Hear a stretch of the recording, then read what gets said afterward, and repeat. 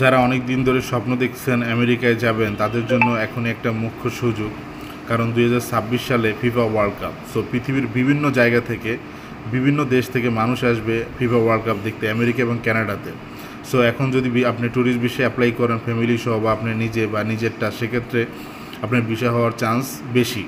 কারণ সামনে যেহেতু ওয়ার্ল্ড কাপ, সো পৃথিবীর বিভিন্ন জায়গা থেকে অ্যাপ্লাই করবে এবং ফিফা থেকেও আমেরিকা এবং কানাডাকে বলা আছে, রিকোয়েস্ট করা আছে যাতে এই বিষয়টা মাথায় রাখে। সো সেক্ষেত্রে বলাই যায় যে আপনার ভিসার হওয়ার চান্স অনেক বেশি। এবং এখন আমেরিকায় কিন্তু আসলে কোনো সামান্য টাকায় আপনি অ্যাপ্লাই করতে পারেন, মাত্র 23-24 হাজার টাকা খরচ হবে, আপনার ট্যুরিস্ট ভিসা অ্যাপ্লাই করে ফেলতে পারেন। সো যদি আপনার স্বপ্ন থাকে এখনই অ্যাপ্লাই করে ফেলুন। এখন অ্যাপ্লাই করলে 1 বছর পর ডেট পড়বে, সো খেলার কিছু আগে। সো সেক্ষেত্রে আপনার ভিসা হওয়ার চান্স অনেক বেশি।